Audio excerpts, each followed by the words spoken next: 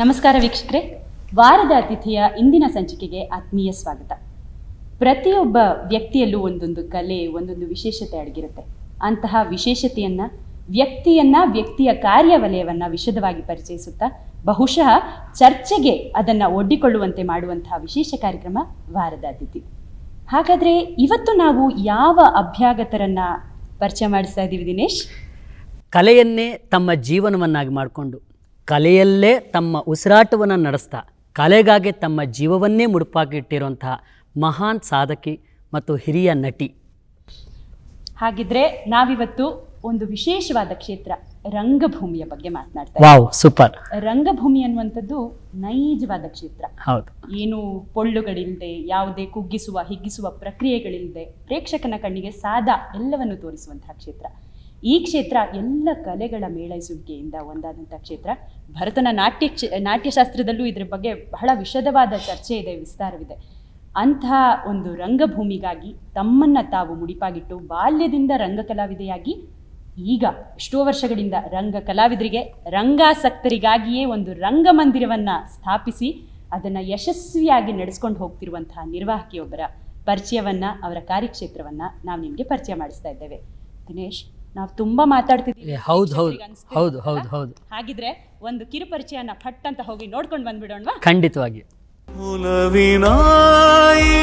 ಮಾತಿಗೆ ಕರಗಿ ಹೋದೆ ನೋಟಕ್ಕೆ ಕೊಡುವೆ ನಿನಗೆ ಬಾಪ್ರೀತಿ ಕಾಣಿಗೆ. ಜಗವೇ ಒಂದು ಹಿರಿದಾದ ನಾಟಕ ರಂಗ. ಪ್ರತಿಯೊಬ್ಬನಿಗೂ ಒಂದೊಂದು ಪಾತ್ರವಿದೆ.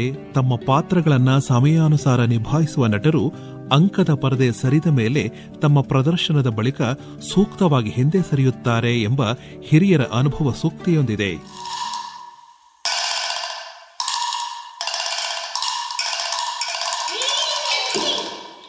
ಪರಿಕರಗಳ ಸಮಯೋಚಿತ ಬಳಕೆ, ಪ್ರಸಾದನ, ವಸ್ತ್ರ ವಿನ್ಯಾಸಗಳ ಸರಳ ಪ್ರತಿರೂಪಕವಾಗಿ ವೀಕ್ಷಕರ ಮನರಂಜಿಸುವ ನೈಜ ಮನರಂಜನಾ ಮಾಧ್ಯಮವೇ ರಂಗಭೂಮಿ, ನಾಟಕ ರಂಗ. ಕಟ್ ಮಾಡ್ಬಿಟ್ರಪ್ಪ ಅಂತ ನಾನು ಕಿಚ್ದೆ ಅಮ್ಮ, ಹೊಟ್ಟೆ ಒಳಗಿಂದ ಕಿಚ್ದೆ ಅಮ್ಮ ನಾನು.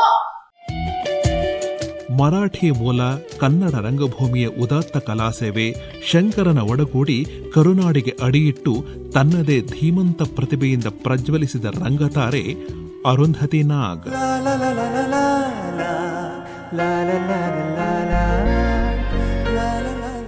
ದೆಹಲಿಯಲ್ಲಿ ಜನನ, ಮುಂಬೈಯಲ್ಲಿ ಬಾಲ್ಯಯಾನ, 10ನೇ ವಯಸ್ಸಿನಿಂದಲೇ ಮುಂಬಯಿಯ ಹವ್ಯಾಸಿ ತಂಡಗಳ ಸಕ್ರಿಯ ನಂಟು.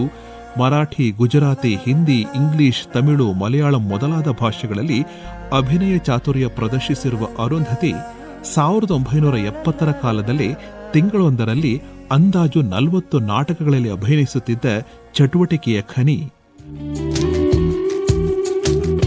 ಕಾಲೇಜು ನಾಟಕೋತ್ಸವಗಳ ಮೂಲಕ ಶಂಕರನಾಗರ ಪರಿಚಯ, ಸ್ನೇಹ, ಪ್ರಣಯವಾಗಿ ವಿವಾಹಕ್ಕೆ ಪ್ರೇರಣೆ ಇತ್ತು. ಅರುಂಧತಿ ಕರ್ನಾಟಕ ರಂಗಕ್ಷೇತ್ರಕ್ಕೆ ಸೊಸೆಯಾಗಿ ಬಂದು ಮಗಳಾಗಿ ನೆಲೆಸುವಂತೆ ಮಾಡಿದ್ದು ನಮ್ಮ ಹೆಮ್ಮೆ. ಸವಿ ನುಡಿಯಲಿ ತನು ಹರಳಿತು, ಸವಿಗನಸಲಿ ಮನ ಕುಣಿಯಿತು. ನೋಡಿ ಸ್ವಾಮಿ ನಾವಿರೋದೇ ಹೀಗೆ ಇವರ ಜನಪ್ರಿಯ ನಾಟಕ. ಮುಂದೆ ಅದು ಬೆಳ್ಳಿ ತೆರೆಯಲ್ಲೂ ಮಿಂಚಿದ್ದು ಈಗ ಯಶೋಗಾಥೆ. ನೋಡಿ ಸ್ವಾಮಿ ನಾವಿರೋದು ಹೀಗೆ, ಅರೆ ನೋಡಿ ಸ್ವಾಮಿ ನಾವಿರೋದು ಹೀಗೆ. ಕರ್ಮಭೂಮಿ ನಾಟಕ ವಲಯ, ಚಲನಚಿತ್ರಗಳ ಲೋಕದಲ್ಲೂ ಹೆಗ್ಗುರುತು ಉಳಿಸಿರುವ ಸಂವೇದನಾಶೀಲ ನಟಿ ಅರುಂಧತಿ. ಆಕ್ಸಿಡೆಂಟ್, ಗೋಲಿಬಾರ್, ಪರಮೇಶಿ ಪ್ರೇಮ ಪ್ರಸಂಗ ಎಲ್ಲ ಚಿತ್ರಗಳಲ್ಲೂ ಅರುಂಧತಿ ಪಾತ್ರವಾಗಿ ಗೆದ್ದಿದ್ದಾರೆ. ತಮಿಳಿನ ಮಿನಸಾರ ಕನುವು, ಹಿಂದಿಯ ದಿಲ್ಸೆ, ಹಾಲಿವುಡ್ನ the man who knew infinity ಚಿತ್ರದ ಪಾತ್ರಗಳು ಅವರಿಗೆ ಮೆರುಗು ತಂದಿತ್ತಿವೆ. ಜೋಗಿಯ ತಾಯಿ, ಪಾನ ಅಜ್ಜಿ ರಸಿಕರ ಕಣ್ಣಂಚನ ಒದ್ದೆಯಾಗಿಸಿದ್ದಾರೆ. ಶಂಕರ್ನಾಗ್ ನಿರ್ದೇಶನದ ಆರ್.ಕೆ. ನಾರಾಯಣ್ ರಚಿಸಿದ ಮಾಲ್ಗುಡಿ ಡೇಸ್ ಅರುಂಧತಿಯ ವೃತ್ತಿಯಲ್ಲಿ ಒಂದು ಹೊಳಪಿನ ಗರಿ. ವಸ್ತ್ರ ವಿನ್ಯಾಸ, ಸಂಭಾಷಣೆ, ಸಹಾಯಕ ನಿರ್ದೇಶನ, ನಟನೆ, ರಂಗಭೂಮಿ ಈ ಎಲ್ಲ ವಿವಿಧ ಆಯಾಮಗಳಲ್ಲಿ ದುಡಿದಿರುವ ಅರುಂಧತಿ ರಂಗಶಂಕರದ ಸ್ಥಾಪನೆಯ ಮೂಲಕ ಯಶಸ್ವಿ ಆಡಳಿತ ನಿರ್ವಾಹಕಿಯಾಗಿಯೂ ಸೈ ಎನಿಸಿಕೊಂಡ ದೂರದೃಷ್ಟಿಯುಳ್ಳ ಕನಸುಗಳು ಬುತ್ತಿ ಹೊತ್ತ ಛಲಗಾರ್ತಿ.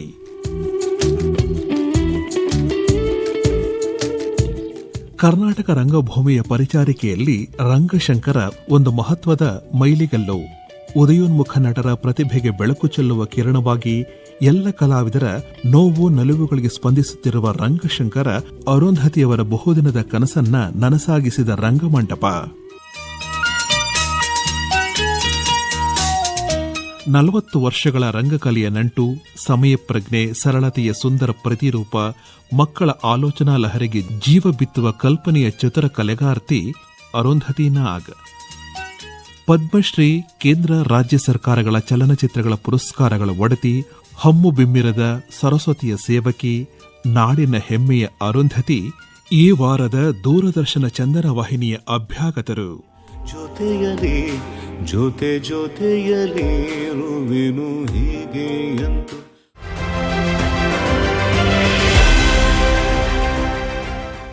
ವೀಕ್ಷಕರೇ, ಕಿರುಪರಿಚಯ ನೋಡಿದ್ದಾಯ್ತು. ಇನ್ನು ನಿಮ್ಮನ್ನು ನಾವು ಕಾಯಿಸಲು ಈಗ ಆ ಕಲಾವಿದೆಯನ್ನ, ಹೌದು ನಮ್ಮ ವ್ಯಕ್ತಿ ಒಂದು ಶಕ್ತಿ ಅರುಂಧತಿ ನಾಗ್ ಅವರನ್ನ ಪರಿಚಯ ಮಾಡಿಸುವಂತಹ ಕ್ಷಣ. ಅರುಂಧತಿ ಅಮ್ಮ, ಕಾರ್ಯಕ್ರಮಕ್ಕೆ ಆತ್ಮೀಯವಾದ ಸ್ವಾಗತ. ನಮಸ್ಕಾರ. ಅಮ್ಮ ಮಾಸ್ಕ್ ಹಿಡ್ಕೊಂಡೆ ಕೂತ್ಕೊಂಡ್ಬಿಟ್ಟಿದ್ದೀರಾ. ಹೌದು, ದಿಸ್ ಈಸ್ ಅವರ್ ರಿಯಾಲಿಟಿ ಅಲ್ವಾ. ಈಗ ಎಲ್ಲರ ಜೀವನಕ್ಕೆ ಒಂದು ದೊಡ್ಡ ಧಕ್ಕೆ ಬೀರ್ದಿದೆ. ಹೌದು. ನಾಟಕದವರಾಗಲಿ, ಸಾಮಾನ್ಯ ಕೆಲಸ ಮಾಡೋರಾಗಲಿ, ಸಿನಿಮಾ ಜಗತ್ತಾಗಲಿ, ಕನ್ಸ್ಟ್ರಕ್ಷನ್ ಇಂಡಸ್ಟ್ರಿ ಆಗಲಿ, ಎಲ್ಲರಿಗೂ ತುಂಬ ತುಂಬ ದೊಡ್ಡ ಏಟು ಬಿದ್ದಿದೆ. And this is our reality. ಹಾಗಾಗಿ ನಾನು ಹೇಳಿದೆ, ನಾನು ಇಂಟರ್ವ್ಯೂಗೆ ಮಾಸ್ಕ್ ತಗೊಂಡೇ ಕೂತ್ಕೋತೀನಿ. ಬಿಕಾಸ್ ನಾವು ಮರಿಬಾರ್ದು. It is a huge social responsibility. ಇವತ್ತು ನಾವು ಈ ಸಂದರ್ಶನಕ್ಕೋಸ್ಕರ ಮಾಸ್ಕನ್ನ ಇಳಿಸಿದ್ದೀವಿ. ಹೌದು. ಬಟ್ ಮಾಸ್ಕ್ ಹಾಕ್ಕೊಳ್ಳೋದು ಒಳ್ಳೆಯದು. ಮಾಸ್ಕ್ ಇದ್ರು ಇಲ್ಲದೆ ಇದ್ರು ನಿಮ್ಮ ಪ್ರತಿಭೆಯ ಮಾಸ್ಕ್ಲೆಸ್ ಅನಾವರಣವನ್ನ ಇವತ್ತು ನಾವು ಮಾಡೋಣ ಅಂತ ಅನ್ಕೊಂಡಿದೀವಿ. ಒಬ್ಬ ವ್ಯಕ್ತಿಯಾಗಿ, ಶಕ್ತಿಯಾಗಿ ಅಲ್ವಾ ದಿನೇಶ್? ಹೌದು. ರಂಗಶಂಕರ ಒಂದು ಕನಸು, ಒಂದು ಛಲದ ಪ್ರತಿಬಿಂಬ. ಇವತ್ತು ನಾವಲ್ಲೇ ಕೂತ್ಕೊಂಡಿದ್ದೀವಿ, ನಮಗೂ ಒಂಥರ ಹೆಮ್ಮೆ, ಏನೋ ರೋಮಾಂಚನಗೊಳ್ಳುವಂತಹ ಸ್ಥಿತಿ. ಅಮ್ಮ, ರಂಗಶಂಕರದ ಕನಸು, ಅದರ ಒಂದು ರೂವಾರಿತನ, ಎಲ್ಲೋ ಒಂದ್ ಕಡೆ ನೀವೇ ಹೇಳ್ತೀರಾ, ಒಳ್ಳೆ ನಟಿ ಕೆಟ್ಟ ಮ್ಯಾನೇಜ್ಮೆಂಟ್ ಮಾಡ್ಲಿಕ್ಕೆ ಶುರು ಮಾಡಿದ್ರು ಅಂತ ಕಾರ್ನಾಡರು ಹೇಳ್ತಾರೆ ಅಂತ. ಹೇಗಿತ್ತು ಈ ಕನಸಿನ ಬೆಳವಣಿಗೆ? ತುಂಬ ದೊಡ್ಡ ಕನಸು ಇದು. ನಾನು ಯಾವಾಗಲೂ ಹೇಳ್ತೀನಿ, ಇದು ಸಾಮಾನ್ಯ ಮನುಷ್ಯನ ಕೈಯಲ್ಲಿ ಆಗೋ ಕೆಲಸ ಅಲ್ಲ. ಹಾಗಾಗಿ ನಾವು ಯಾವಾಗಲೂ ಹೇಳ್ತೀವಿ ನೋಡಿ, ಒಂದು ಮಗು ಅದರ ತಾಯಿನ ಹುಡ್ಕೊಂಡು ಹುಟ್ಟುತ್ತೆ, ಆ ಊಂಬನ್ನ ಹುಡುಕುತ್ತೆ. ಹಾಗೆ ಈ ಕನಸು ನನ್ನ ಹುಡ್ಕೊಂಡು ಈ ಅಮ್ಮ ನನ್ನ ಡೆಲಿವರ್ ಮಾಡ್ತಾಳೆ, ನನಗೇನು ಬೇಕೋ ಅದು ಕೊಡ್ತಾಳೆ. ಹಾಗೆ ಒಂದು ಥರದ ಬೇತಾಳ ಬೆನ್ನು ಹತ್ತತ್ತಲ್ಲ, ಹಾಗೆ ಹತ್ಬಿಟ್ಟಿದ್ದೆ ನನಗೆ. ಸೊ ಹೌದು, ಶಂಕರ್ಗೂ ಈ ಕನಸಿತ್ತು, ಬೆಂಗಳೂರಿಗೆ, ಕರ್ನಾಟಕಕ್ಕೆ ಒಂದು ಹವ್ಯಾಸಿ ರಂಗಭೂಮಿಗೆ ಅಂತ ಮೀಸಲಾಗಿಟ್ಟಿರೋ ಒಂದು ರಂಗಭೂಮಿ, ಒಂದು ರಂಗ ಮಂದಿರ ಆಗಬೇಕು ಅಂತ. ಆ ಕನಸಿಗೆ ಸರಿಯಾಗಿ ನನ್ನ ಬೆನ್ನ ಹಿಂದೆ ಬೇತಾಳ್ ಥರ ಕೂತ್ಕೊಂಡು ಆ ಕೆಲಸನ ನನ್ನ ಕೈಯಿಂದ ಮಾಡಿಸಿದೆ. ಆಗೋಯ್ತು ಅದು. ಸೊ ಇದೇನು ದೊಡ್ಡ ಕೆಲಸ ಅಲ್ಲ, ಆಗೋಯ್ತು. ನಡೆಸೋದು ಇನ್ನೂ ದೊಡ್ಡ ಕೆಲಸ. ಕಟ್ತಾ ಇರಬೇಕಾದ್ರೆ ನನಗೆ ಯಾವತ್ತೂ ಇದು ಹೊಳಿಲೇ ಇಲ್ಲ, ಈ ಮಗು ಹುಟ್ಟಿದ ಮೇಲೆ ಇದನ್ನು ನಡೆಸಬೇಕು ಅಂತ. ನಡೆಸೋ ಕೆಲಸ ತುಂಬ ತುಂಬ ಮುಖ್ಯವಾದದ್ದು. ಕಟ್ಟೋ ಕೆಲಸ ಎಷ್ಟು ಇಂಪಾರ್ಟೆಂಟೋ, ಅದನ್ನು ಸರಿಯಾಗಿ ನಡೆಸೋ ಕೆಲಸ ಇನ್ನೂ ಇಟ್ಸ್ ಮೋರ್ ಚಾಲೆಂಜಿಂಗ್. ನಾನು ಯಾವಾಗಲೂ ನನ್ನ ಫ್ರೆಂಡ್ಸ್ಗೆ ಹೇಳ್ತೀನಿ, ನನ್ನ ಬಯೋಲಾಜಿಕಲ್ ಮಗು ಇದೆಯಲ್ಲ ಕಾವ್ಯ, ಅದ್ರ ಬಗ್ಗೆ ನನಗೇನು ಯೋಚನೆ ಇಲ್ಲ. ಅವಳಿಗೆ ಓದಿಸಿದ್ದಾಯಿತು, ಅವಳ ಪಾಡಿಗೆ ಅವಳ ಜೀವನ ನಡೆಸ್ತಾ ಇದ್ದಾಳೆ ಅವಳು. ಬಟ್ ಈ ಮಗು ಇದೆಯಲ್ಲ, it's an institution. So it will only be as good as the people who occupy it.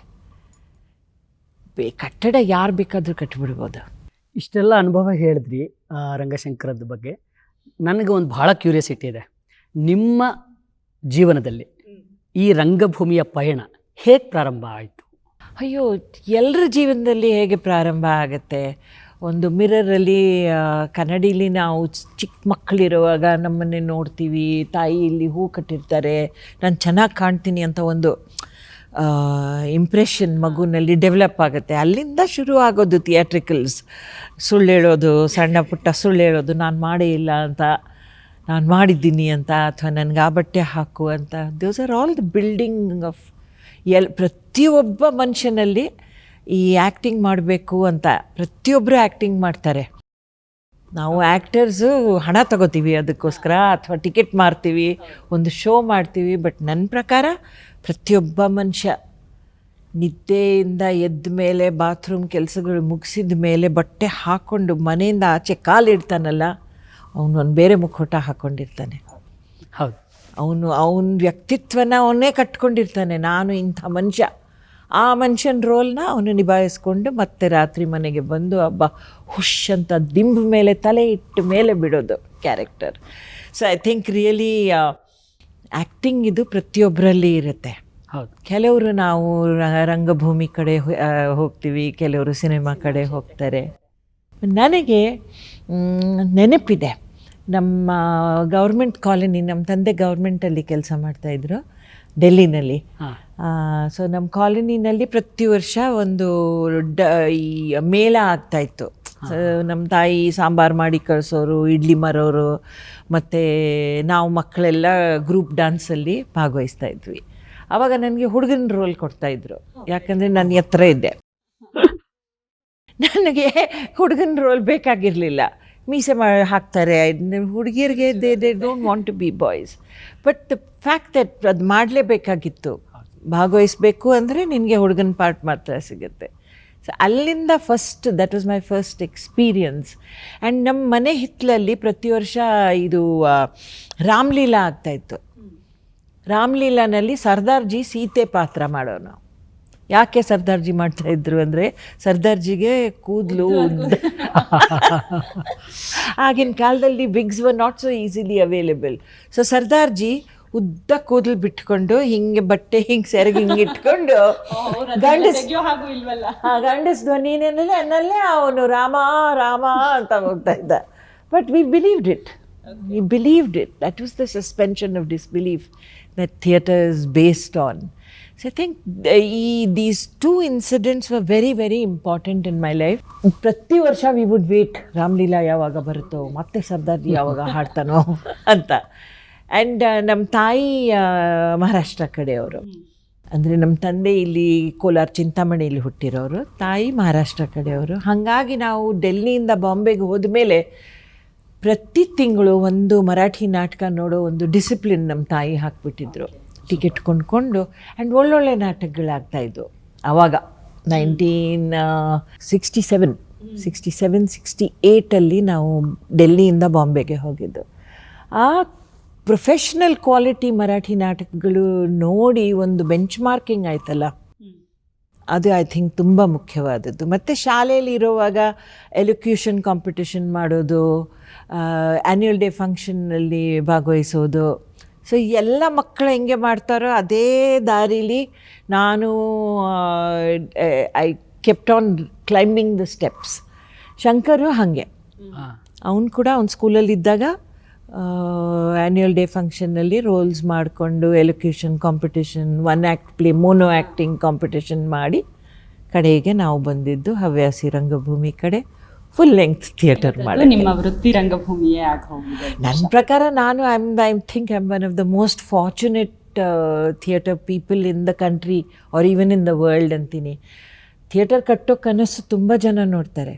ಪ್ರತಿಯೊಬ್ಬ ರಂಗಭೂಮಿಲಿ ತೊಡಗಿರೋ ಮನುಷ್ಯ, ನನ್ನ ಮನೇಲಿ ರಿಹರ್ಸಲ್ ಆದರೆ ಚಂದ, ನನ್ನ ಬ್ಯಾಲ್ಕನಿಲಿ ಒಂದು ಸಣ್ಣ ಶೋ ಮಾಡಿದರೆ ಎಷ್ಟು ಚೆನ್ನಾಗಿರುತ್ತೆ. ಸಿಂಹ ನೋಡಿ, ಅವ್ರ ಮನೆ ಬ್ಯಾಲ್ಕನಿಲಿ ಒಂದು ಥಿಯೇಟರ್ ಥರ ಕಟ್ಕೊಂಡಿದ್ರು. ಶಿವರಾಮಣ್ಣ ಅವ್ರ ಬೇಸ್ಮೆಂಟಲ್ಲಿ ಮಾಡ್ಕೊಂಡಿದ್ರು. ಬಟ್ ಇದು ಕಟ್ಟೋ ಒಂದು ಭಾಗ್ಯ ಬಂತಲ್ಲ ನನಗೆ. 16 ವರ್ಷದಿಂದ ಸತತವಾಗಿ ಇದ್ರ ಮೇಲೆ ಚಟುವಟಿಕೆ ನಡೀತಾ ಇದೆ. ಆ ಭಾಗ್ಯ ನನಗಿದೆಯಲ್ಲ, I really consider myself so blessed. ಇಲ್ಲೊಂದು ಮಾತು ಹೇಳಲೇಬೇಕು. ಮರಾಠಿ ಮೂಲದಿಂದ ಬಂದು ಕರ್ನಾಟಕಕ್ಕೆ ಸೊಸೆಯಾಗಿ ಇಲ್ಲೇ ನೆಲೆ ನಿಂತ ಮಗಳಾಗಿ ಇದನ್ನ ಉಳಿಸ್ಕೊಂಡು ಹೋಗ್ಲಿಕ್ಕೆ ನಿಮಗೊಂದು ಶಕ್ತಿ ಕೊಟ್ಟಿದ್ದು ಕರ್ನಾಟಕದ ಹಿರಿಮೆ. ನಾವು ಹೆಮ್ಮೆ ಪಡ್ತೀವಿ ಕರ್ನಾಟಕದವರಾಗಿ, ಕನ್ನಡಿಗರಾಗಿ. ಬಹುಶಃ ಬೆಂಗಳೂರಿನಲ್ಲಿ ಇಂಥ ಒಂದು ಕಲಾಕ್ಷೇತ್ರ ಅಂತ. ಇದ್ರ ಬಗ್ಗೆನೇ ಮಾತಾಡೋದಾದ್ರೆ, ರಂಗಶಂಕರದ ಅಕೋಸ್ಟಿಕ್ಸ್ ಅದೊಂದು ಅದ್ಭುತ. ಇದು ಬರೀ ಸೌಂಡ್, ಲೈಟಿಂಗ್, ಕೂತ್ಕೊಳ್ಳುವ ಆಸನಗಳ ವ್ಯವಸ್ಥೆ ಅಥವಾ ಈ ರಂಗಭೂಮಿ ಏನಿದೆ, ರಂಗವೇದಿಕೆ ಏನಿದೆ, ಅದಷ್ಟೇ ಅಲ್ಲ, ಒಬ್ಬ ನಟನ ಮನಸ್ಥಿತಿಯನ್ನ ಅರಿತುಕೊಂಡಂತಹ ಬ್ಯಾಕ್ಗ್ರೌಂಡ್ ಇಲ್ಲಿದೆ. ಸೀನಿಕ್ ಡಿಸೈನ್ಸ್ ಆಗುತ್ತೆ. ಇಲ್ಲಿ ಬಂದು ಕೂತ್ಕೊಂಡ ತಕ್ಷಣ ಆಡಿಯನ್ಸ್ ಚುರುಕಾಗ್ತಾರೆ. ಇಲ್ಲೊಂದು ಶಿಸ್ತಿದೆ, ಸಮಯ ಪ್ರಜ್ಞೆ ಅಂತೂ ರಂಗಶಂಕರ ಭಯನೂ ಹುಟ್ಟಿಸುತ್ತೆ, ಖುಷಿನೂ ಕೊಡುತ್ತೆ. ಅಕೌಸ್ಟಿಕ್ಸ್ ಹೇಳಿ. ಅಕೌಸ್ಟಿಕ್ಸ್ ನಾವು ನಮ್ಮ ಆರ್ಕಿಟೆಕ್ಟ್ಗೆ ಬ್ರೀಫ್ ಕೊಟ್ಟಿದ್ದು ಪೃಥ್ವಿ ಥಿಯೇಟರ್ ಅಂತ ಇದೆ ಬಾಂಬೆನಲ್ಲಿ. ಸೊ ಇದು ಸುಮಾರು Ranga Shankara is inspired by Prithvi theatre and ಅಲ್ಲಿ ಕೂಡ it was completely natural sound. Prithvi theatre ಇದಕ್ಕಿಂತ ಚಿಕ್ಕ ಥಿಯೇಟರ್, ಅಂದರೆ ಸ್ಟೇಜ್ ಕೂಡ ಚಿಕ್ಕದು, the volume is smaller, but we improved on it ಅಂತ ಅಂದ್ಕೊಳ್ಳಿ. ಆರ್ಕಿಟೆಕ್ಟ್ಗೆ ನಾವು ಅದೇ ಬ್ರೀಫ್ ಕೊಟ್ವಿ. ಸ್ಟೇಜ್ ಮೇಲೆ ಆರ್ಟಿಸ್ಟ್ ನಿಂತ್ಕೊಂಡ್ರೆ, ನಮಗೆ ಇಲ್ಲಿ ಮೈಕ್ ಸಿಸ್ಟಮ್ ಬೇಡ, ಆರ್ಟಿಸ್ಟ್ ನಿಂತ್ಕೊಂಡ್ರೆ ಸ್ಪಷ್ಟವಾಗಿ ಅವನ ಧ್ವನಿ ಲಾಸ್ಟ್ ರೋನಲ್ಲಿ ಕೇಳಿಸ್ಬೇಕು. ಸೊ ಅವರು ಅದ್ಭುತವಾಗಿ ಇದನ್ನು ಡಿಸೈನ್ ಮಾಡಿದ್ದಾರೆ ನೋಡಿ, ಗೋಡೆಗಳನ್ನು. The sound is contain and ಇದು ಹೊಸದಲ್ಲ, ಗೋಲ್ ಗುಂಬಜಲ್ಲಿ ವಿಸ್ಪರೇ ಕೇಳಿಸುತ್ತೆ. ಆವಾಗ ಎಷ್ಟು 100 ವರ್ಷಗಳ ಹಿಂದೆ ಕಟ್ಟಿರೋದು. ಸೊ ಟೆಕ್ನಾಲಜಿನೂ ಅಲ್ಲ, ಇಟ್ ಈಸ್ ಜಸ್ಟ್ ಸೈನ್ಸ್ ಇದೆ. Everybody can do this. ನಮ್ಮಲ್ಲಿ ನಾವು ಕಷ್ಟಪಟ್ಟು ಅದನ್ನು we have made it work. So ಇಲ್ಲಿ ನಿಂತ್ಕೊಂಡು ನೀವು ಬರೀ ಹಲೋ ಹೌ ಆರ್ ಯು ಅಂತ ಅಷ್ಟು ವಿಸ್ಪರ್ ಮಾಡಿದ್ರು ಲಾಸ್ಟ್ ರೋನಲ್ಲಿ ಕೇಳಿಸುತ್ತೆ. ಆಚೆ ಬಾಗ್ಲಲ್ಲೇ ಇದೆ, every whisper is heard here, so no mics are placed in this. ಹೌದು, ಮೈಕ್ಸ್ ಬರೀ ಬ್ಯಾಕ್ಗ್ರೌಂಡ್ ಮ್ಯೂಸಿಕ್ಗೆ ನಿಮಗೆ ಬೇಕಾಗಿದ್ದರೆ ವಿ ಯೂಸ್ ಇಟ್. ಈಗ ಇಷ್ಟೆಲ್ಲ ವ್ಯವಸ್ಥೆ ಆಗಿದೆ ಮತ್ತು ಇಷ್ಟೆಲ್ಲ ಇವತ್ತಿನವರೆಗೆ ಚೆನ್ನಾಗಿ ನಡ್ಸ್ಕೊಂಡು ಬಂದಿದ್ದೀರಿ. ತುಂಬ ಒಳ್ಳೆಯ ಹೆಸರಿದೆ. ಶಿಸ್ತಿನ ಬಗ್ಗೆ ಆಗಲೇ ಹೇಳ್ದಂಗೆ ಇಷ್ಟೆಲ್ಲ ಆದಮೇಲೂ ಕೂಡ ಯಾವುದಾದ್ರೂ ಒಂದು ಕೃತಿಯನ್ನು ಮಹಾ ಪ್ರಯೋಗವಾಗಿ ಅಂದರೆ ರಂಗದ ಮೇಲೆ ತರೋ ಪ್ರಯತ್ನ ಆಗಿದೆಯಾ ಇದೇ ವೇದಿಕೆಯಲ್ಲಿ? ತುಂಬ ಬೇರೆ ಬೇರೆ ಥರ ಯೂಸ್ ಮಾಡಿದ್ದಾರೆ ಜನ ಈ ವೇದಿಕೆನ. ಅಂದರೆ ಥಿಯೇಟರ್ ಡು ಕಾಂಪ್ಲಿಸಿಟಿ ಅಂತ ಇದೆ. ಸೈಮನ್ ಮೆಕ್ಬರ್ನಿ ತುಂಬ ದೊಡ್ಡ he is a daring director ಅಂತೀನಿ ನಾನು. ಈ ಮೀಡಿಯಮ್ನ ಬೇರೆ ಬೇರೆ ಥರ ಯೂಸ್ ಮಾಡ್ತಾನೆ. ಕಾಂಪ್ಲಿಸಿಟಿನಲ್ಲಿ ಶೇಕ್ಸ್ಪಿಯರ್ದು ಮೆಷರ್ ಫಾರ್ ಮೆಷರ್ ಬಂದಿತ್ತು. ಆವಾಗ ಅವರು ತುಂಬ ಹೈ ಲೆವೆಲ್ ಪ್ರೊಜೆಕ್ಷನ್ಸ್ ಯೂಸ್ ಮಾಡ್ಕೊಂಡಿದ್ರು ಮತ್ತು ಸ್ಟೇಜ್ನ ಹೀಗೆ ಸ್ವಲ್ಪ ಆ್ಯಂಗಲಲ್ಲಿ ಕಟ್ಕೊಂಡಿದ್ರು. ಆ್ಯಂಡ್ ಹಿಂದ್ಗಡೆ ಬಾಗಿಲಿದೆ, ನಮ್ಮ ಸೆಟ್ಸ್ ಎಲ್ಲ ಹಿಂದ್ಗಡೆ ಬಾಗಿಲಿಂದ ಒಳಗೆ ಬರ್ತವೆ. ಅದನ್ನು ಓಪನ್ ಮಾಡಿಬಿಟ್ಟು ಪೋಸ್ಟ್ ಆಫೀಸ್ ಟೆರೆಸ್ ಇದೆಯಲ್ಲ ಅಲ್ಲಿ ಲೈಟ್ಸ್ ಹಾಕಿಬಿಟ್ಟು ಅಲ್ಲೊಂದಿಷ್ಟು ಪರ್ಫಾರ್ಮೆನ್ಸ್ ಆಗ್ತಾಯಿತ್ತು. ಸೊ ಡೆಪ್ತ್ ನೋಡಿ, ಈಗ ನೀವು ಇಲ್ಲಿ ಕೂತ್ಕೊಂಡಿದ್ರೆ ಸ್ಟೇಜ್ ಮೇಲೂ ಆ್ಯಕ್ಟಿವಿಟಿ ನಡೀತಾ ಇದೆ, ಸ್ಟೇಜ್ ಆಚೆನೂ ಹಿಂದೆ ಇನ್ನು 50 ಅಡಿ ಹಿಂದೆ ಅಲ್ಲಿ ತನಕ ದೇ ಯೂಸ್ ದ ಸ್ಟೇಜ್. ತುಂಬ ಜನ ಈ ಸ್ಟೇಜ್ ಮೇಲೇ ಪರ್ಫಾರ್ಮೆನ್ಸ್ ಮಾಡಿಕೊಂಡು ಜನರನ್ನು ಸ್ಟೇಜ್ ಮೇಲೇ ಕೂಡಿಸ್ಬಿಟ್ಟು ಒಂದು ತುಂಬ ಇಂಟಿಮೇಟ್ ಪರ್ಫಾರ್ಮೆನ್ಸ್ನ ಕ್ರಿಯೇಟ್ ಮಾಡಿದ್ದಾರೆ. ಸೊ ಆದರೂ ನಾನು ಹೇಳ್ತೀನಿ Ranga Shankara is quite a didactic space. ಯಾಕಂದರೆ ಇದರಲ್ಲಿ ವಿ ಹ್ಯಾವ್ ಡಿಸೈಡೆಡ್ ನಾಟಕ ಇಲ್ಲಿ ಪ್ರಯೋಗ ಇಲ್ಲ ಆಗುತ್ತೆ, ಆಡಿಯನ್ಸ್ ಅಲ್ಲಿ ಕೂತ್ಕೊಳ್ಳುತ್ತೆ. ಅದನ್ನು ಕೆಲವರು ಸ್ವಲ್ಪ ಬ್ರೇಕ್ ಮಾಡಿದ್ದಾರೆ, ಬಟ್ ಮೋಸ್ಟ್ಲಿ ಎಲ್ಲರೂ ಈ ಅರೇಂಜ್ಮೆಂಟ್ನೇ ಯೂಸ್ ಮಾಡ್ಕೋತಾರೆ. ಯಾಕಂದರೆ ನಮ್ಮ ಲೈಟ್ಸ್ ಎಲ್ಲ ಈ ಕಡೆ facing lights, sound also is best when the performance is facing that way. So ನಾನು ಇನ್ನೊಂದು ಸ್ಥಳ ಕಟ್ಟಿದ್ರೆ ಖಂಡಿತ ಈ ಥರ ಕಟ್ಟೋದಿಲ್ಲ. ಸೊ ಕನಸೊಂದಿದೆ ನಿಮ್ಮಲ್ಲಿ ಅಂತ ಗೊತ್ತಾಗ್ತದೆ. ಕನಸು ಕಾಣಕ್ಕೆ ಏನ್ ಬೇಕು, ಕಾಸು ಕೊಟ್ಟು. ಅದು ಒಂದು ಮಾತೇ ಇದೆಯಲ್ಲ, ಬೆಳಕಿರದ ದಾರಿಯಲ್ಲಿ ನಡೆಯಬಹುದು ತಾಯಿ, ಕನಸುಗಳಿರದ ದಾರಿಯಲ್ಲಿ ನಡೆಯಲಾರೆ ಅಂತ. ಹೌದು. ಮಕ್ಕಳು, ನೀವು ಮಾತಾಡ್ತಾ ಬಾಲ್ಯಕ್ಕೆ ಬಂದಾಗ ನೆನಪಾಗಿದ್ದು, ಮಕ್ಕಳಿಗೋಸ್ಕರ ಒಂದು ರಂಗಭೂಮಿಯ ವಿಶೇಷವಾದ ಪರಿಕಲ್ಪನೆ ಇದೆ. ಅದನ್ನೇ ನಡೆಸ್ಕೊಂಡು ಬರ್ತಿದೆ ಕೂಡ ರಂಗಶಂಕರ. ಯಾಕಂದ್ರೆ ಮಕ್ಕಳ ಒಳಗಡೆ ತುಂಬಾ ಕಲ್ಪನಾ ಶಕ್ತಿ ಇರುತ್ತೆ. ನಾವು ಮೊಬೈಲ್ನಲ್ಲಿ ತೋರಿಸ್ಬೇಕಾಗಿಲ್ಲ ಅವ್ರಿಗೆ ಇದು ಅಂತ. ಅವ್ರು ಕಟ್ಕೊಳ್ಳೋ ಕಲ್ಪನೆಗೆ ರೆಕ್ಕೆ ಪುಕ್ಕ ಜಾಸ್ತಿ ಇರುತ್ತೆ. ಲಾಕ್ಡೌನ್ ಸಮಯದಲ್ಲಿ ಕೂಡ ಆಹಾ ತನ್ನ ಕೆಲಸವನ್ನ ಮಾಡ್ತಾ ಇತ್ತು. ಮಕ್ಕಳಿಗಾಗಿ ಪುಟ್ಪುಟಾಣಿ ಕತೆಗಳನ್ನ ದಿಗ್ಗಜರೆಲ್ಲ ಹೇಳ್ತಿದ್ರು, ನಾವು ಕೇಳಿದೀವಿ, ಮಕ್ಕಳಾಗಿ ಕೂತ್ ಕೇಳಿದೀವಿ. ಮಕ್ಕಳ ರಂಗಭೂಮಿ ಯಾಕೆ ಅಷ್ಟು ಮುಖ್ಯ ಆಗುತ್ತೆ? ತುಂಬ ಮುಖ್ಯ. ಇನ್ನು ನಾವು ಎಲ್ಲ ಹವ್ಯಾಸಿ ರಂಗಭೂಮಿಲಿ ತೊಡಗಿಸ್ಕೊಂಡಿರೋ ಜನ ನಮಗೆ ಏನು ಆರ್ಟಿಸ್ಟ್ಗೆ ಏನು ಬೇಕು, ಒಳ್ಳೆ ನಾಟಕ ಬೇಕು, ಒಳ್ಳೆ ರೋಲ್ ಬೇಕು. But when you look at ಒಂದು ನೇಷನ್, ಒಂದು ದೇಶ, ಈ ದೇಶದಲ್ಲಿ ನಾವು ಕ್ಯಾರೆಕ್ಟರ್ ಬಿಲ್ಡಿಂಗ್ ಹೆಂಗೆ ಮಾಡ್ತೀವಿ, ಆವಾಗ ನಮಗೆ ಯೋಚನೆ ಹೊಳೆಯುತ್ತೆ.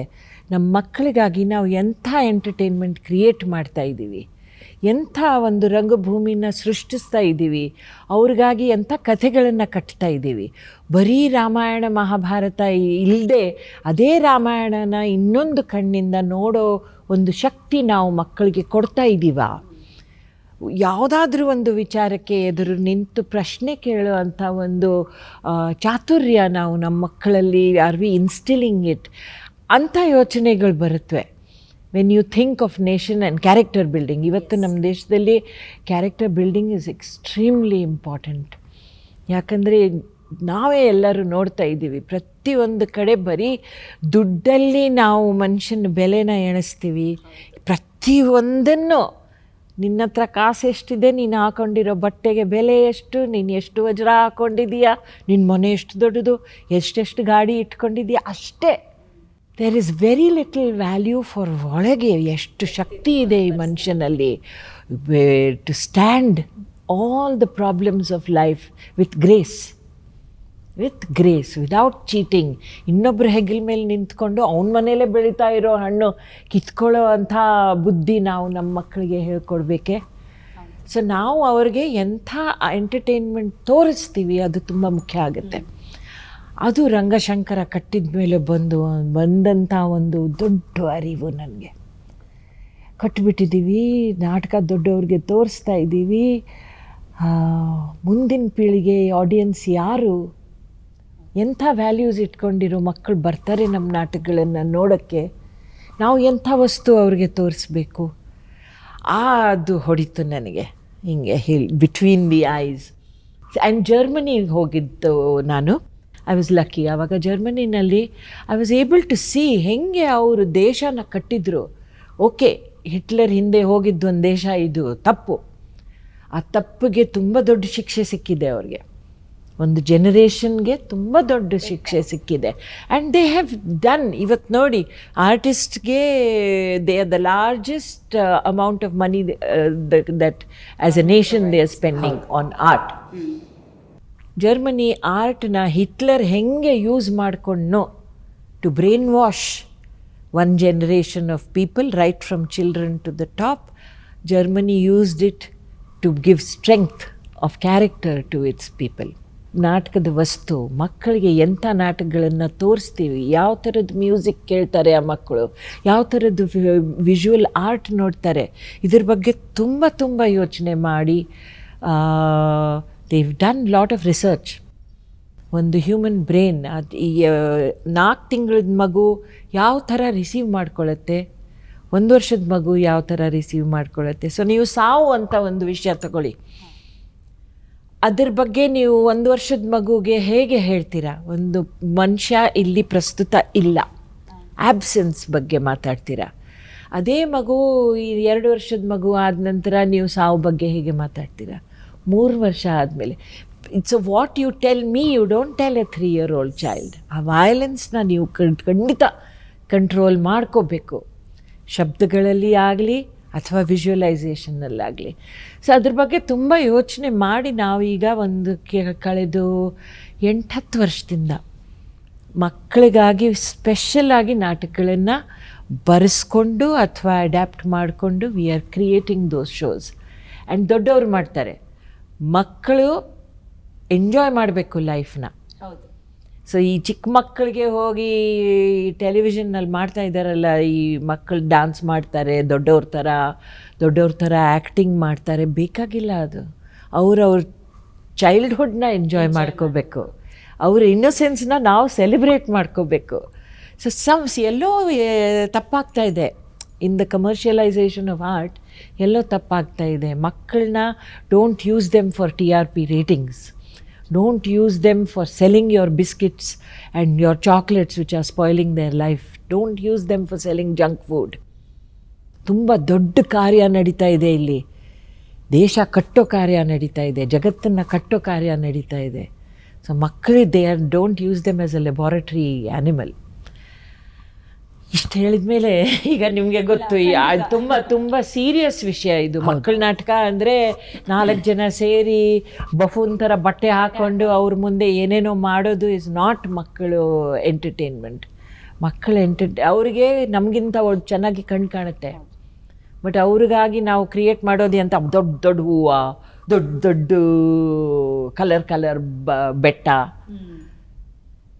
ನಿಮ್ಮ ಸೀರೆನಲ್ಲಿರೋ ಆ ದಾರ ಇದೆಯಲ್ಲ ಅದು ಕಾಣುತ್ತೆ ಅವ್ರಿಗೆ. ನಾನು ಕನ್ನಡಕ ಹಾಕ್ಕೋಬೇಕು ಕಾರಣಕ್ಕೆ ಒಂದು ಸಣ್ಣ ಸದ್ದು ಕೇಳಿಸುತ್ತೆ ಅವ್ರಿಗೆ. ಅವ್ರಿಗಾಗಿ ನಾವು ಮ್ಯೂಸಿಕ್ ಕ್ರಿಯೇಟ್ ಮಾಡೋದು ಎಂಥ ಲೌಡ್ ಮ್ಯೂಸಿಕ್ಕು. ಹೌದು. So we have to rephrase what we are doing for our children. ಈ ನಾಟಕಗಳಲ್ಲಿ ನಾವು ಮಕ್ಕಳನ್ನು ಅವೇರ್ನೆಸ್ ಕ್ರಿಯೇಟ್ ಮಾಡ್ತಾ ಬರ್ತೀವಿ ಮಕ್ಕಳಿಗಾಗಿ. ಸೊ ಇದು ಎಲ್ಲೋ ಒಂದು ಕಡೆ ಒಂದು ಸೀಮಿತವಾದ ಕ್ಷೇತ್ರದೊಳಗೆ ಮಾಡಿದಷ್ಟೇ ಆಗಿಬಿಡುತ್ತೆ. ಸೊ ಇದನ್ನೇ ಶಿಕ್ಷಣದಲ್ಲಿ ರಂಗಭೂಮಿಯನ್ನು ಪರಿಚಯಿಸಬೇಕು ಅನ್ನೋ ಒಂದು ಕಾನ್ಸೆಪ್ಟ್ ಕೂಡ ಕಳೆದ ಒಂದು 10 ವರ್ಷದ ಹಿಂದೆ ಕೂಡ ಇತ್ತು. ಅದಾದಮೇಲೆ ಅದು ಏನಾಯಿತು, ಸ್ವಲ್ಪ ಅದು ಅಲ್ಲಿಗೆ ಸ್ಟಾಪ್ ಆಯಿತು. ಸೊ ಈ ವಿಚಾರದಲ್ಲಿ ಶಿಕ್ಷಣದಲ್ಲಿ ರಂಗಭೂಮಿಯನ್ನು ಅಳವಡಿಸಬೇಕು ಅನ್ನೋ ವಿಚಾರದಲ್ಲಿ ನೀವು ಸರ್ಕಾರಕ್ಕೆ ಅಥವಾ ಬೇರೆ ಇನ್ನಿತರ ಯಾವುದೇ ಸಂಘ ಸಂಸ್ಥೆಗಳಿಗೆ ಏನು ಸಲಹೆ ಕೊಡ್ಬೋದು ಈ ವಿಚಾರ? ಬಂದಿತ್ತಲ್ಲ NCERT had got a very beautiful programme. ತುಂಬ ಇವತ್ತಿಗೂ ಅವ್ರ ವೆಬ್ಸೈಟ್ ಮೇಲೆ ಇದೆ. ಅಂದರೆ ನೀವು ವರ್ಕ್ಶಾಪ್ ಮಾಡಬೇಕಂದ್ರೆ ಆ ಕರಿಕ್ಯುಲಮ್ ಅಲ್ಲಿ ಏನೇನು ಬರುತ್ತೆ NCERT ಎಲ್ಲ ಕೆಲವೊಂದು ಶುರು ಮಾಡ್ತು ಆ ಥರ, ಅಷ್ಟಾಗಿ ಬೆಳಿಲಿಲ್ಲ. ಅದನ್ನ ತುಂಬ ದೊಡ್ಡ ದೇಶ ನಮ್ಮದು. ನಾನು ಜರ್ಮನಿ ಅಂತ ಹೇಳ್ತೀನಿ. ಜರ್ಮನಿ ಅಂದರೆ ಎಷ್ಟು ಪಾಪ್ಯುಲೇಷನ್ ಎಷ್ಟು, ಅದರ ವಿಸ್ತಾರ ಎಷ್ಟು.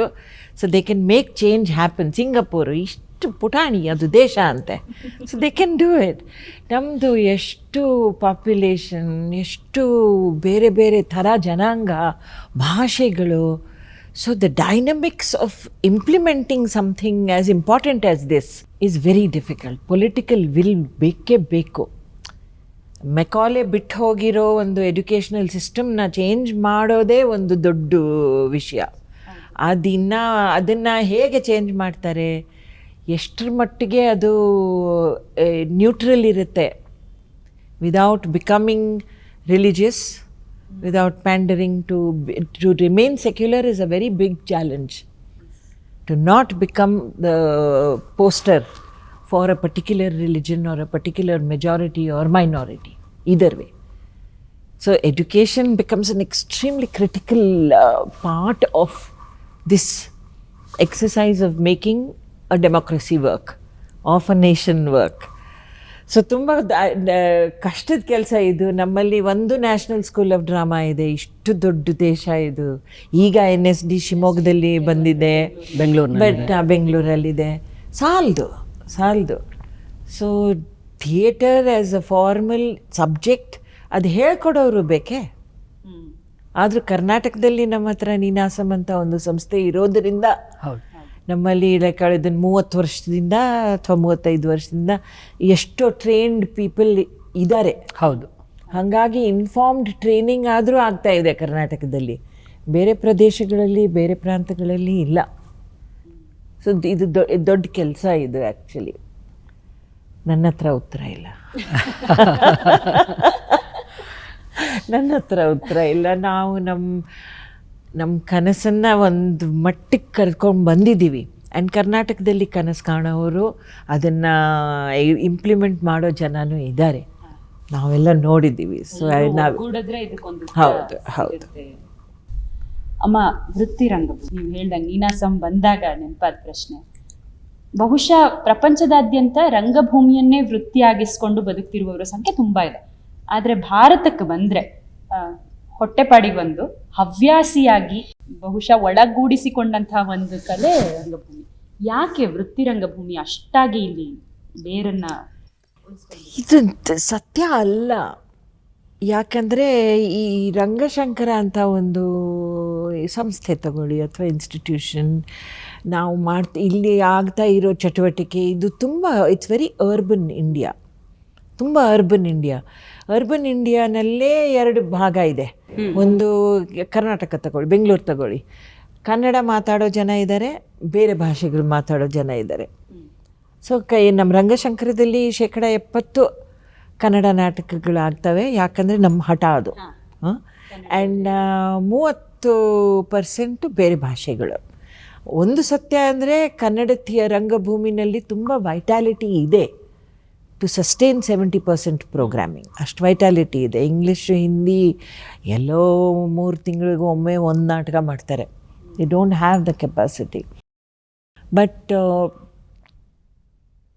ನೀವು ನೋಡೋಕ್ಕೆ ಹೋದರೆ ಈ ತೆಯ್ಯಂ ಆಗಲಿ, ಕಥಕಳಿ ಆಗಲಿ, ಯಕ್ಷಗಾನ ಆಗಲಿ, ಅವರಲ್ಲಿ ಒಳ್ಳೊಳ್ಳೆ ಸಂಘಗಳಿವೆ ಅಲ್ಲ, ನಿಮಗೆ ಬುಕ್ಕಿಂಗೇ ಸಿಗಲ್ಲ. ಜೀವನ ನಡೆಸ್ತಾ ಇದ್ದಾರೆ, ಜೀವನ ನಡೆಸ್ತಾ ಇದ್ದಾರೆ. ಅವ್ರಿಗೆ ದೇವಸ್ಥಾನದಿಂದ ಆಗಲಿ ಅಥವಾ ದೊಡ್ಡ ಮನೆಗಳಲ್ಲಿ ಮದುವೆ ಆದಾಗ ಯಾವುದೋ ಹೊರಕೆ ಹೊತ್ತಿರ್ತಾರೆ, ಅದರಿಂದ ಆಗಲಿ ಪ್ರಯೋಗಗಳು ಸಿಗ್ತಾ ಇವೆ, ಆದಾಯನೂ ಉಂಟು.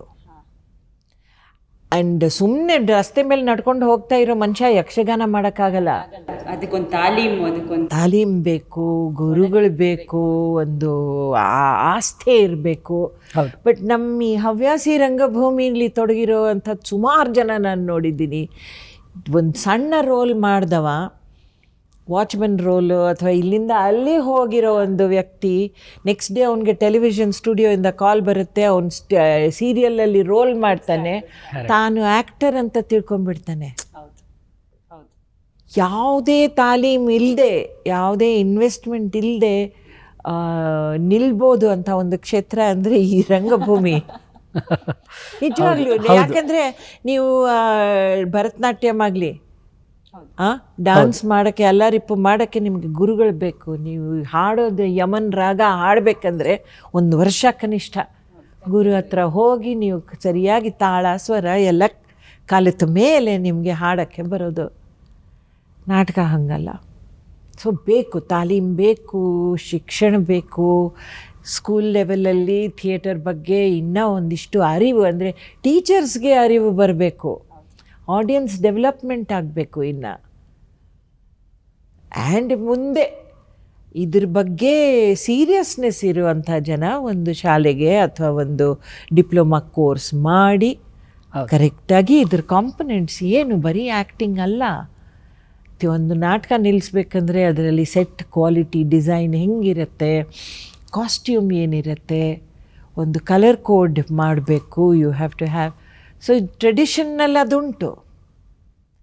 ಟ್ರೆಡಿಷನ್ನಲ್ಲಿ ಸಾವಿರಾರು ವರ್ಷಗಳ ಹಿಂದೆನೇ ಎಲ್ಲ ಕಟ್ಟಿಬಿಟ್ಟಿದ್ದಾರೆ ಅವರು.